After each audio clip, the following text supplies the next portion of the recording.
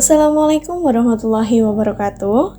Saya Alfiana Suryardini dengan NIM 700022191 yang merupakan mahasiswa PPG Prajabatan Program Studi Bimbingan dan Konseling Gelombang 1 tahun 2024 dari Universitas Veteran Bangun Nusantara Sukoharjo. Dalam kesempatan ini saya akan memaparkan terkait kampanye praktik baik penerapan scaffolding pada CPD untuk memenuhi tugas ujian akhir semester mata kuliah Perspektif Sosiokultural dalam Pendidikan Indonesia.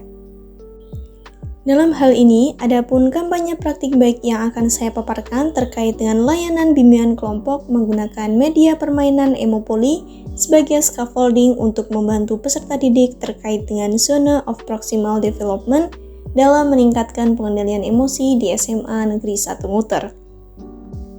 Pengertian scaffolding dalam bimbingan dan konseling merujuk pada pendekatan layanan bimbingan dan konseling yang diberikan di mana guru BK menjadi fasilitator, yaitu dengan memberi dukungan dan bimbingan secara bertahap kepada peserta didik saat mereka memiliki masalah yang tidak bisa diselesaikan secara mandiri. Prinsip utama dari metode scaffolding adalah memberikan bantuan sejalan dengan kemampuan peserta didik dan secara bertahap mengurangi bantuan tersebut, seiring dengan perkembangan dan pemahaman mereka. Zona of Proximal Development atau CPD merupakan konsep yang diperkenalkan oleh psikolog Rusia bernama Lev Vygotsky yang mengacu pada rentang di antara apa yang seorang dapat lakukan secara mandiri dan apa yang dapat dicapai dengan bantuan atau bimbingan seorang yang lebih berpengalaman. Dalam bimbingan dan konseling, CPD dapat diartikan sebagai bantuan yang diberikan oleh guru BK terhadap peserta didik yang tidak bisa menyelesaikan masalahnya secara mandiri. Dalam hal ini, penerapan scaffolding pada zona of proximal development dalam layanan bimbingan dan konseling, yaitu guru BK dapat membantu peserta didik yang memiliki masalah dengan menggunakan pendekatan, strategi layanan, teknik, metode, maupun media yang tepat dan sesuai dengan masalah ataupun kebutuhan peserta didik.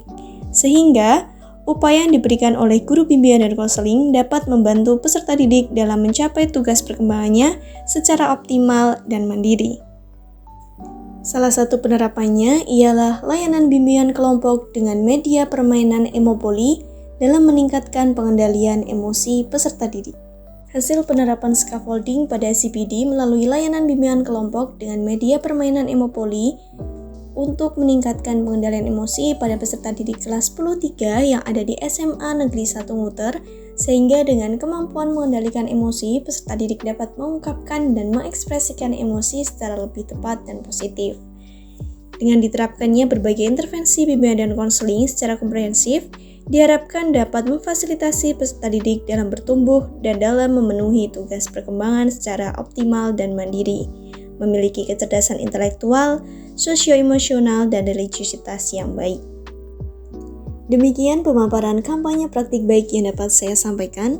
Semoga hal ini dapat bermanfaat bagi kita semua serta menambah keilmuan kita terkait dengan layanan bimbingan dan konseling.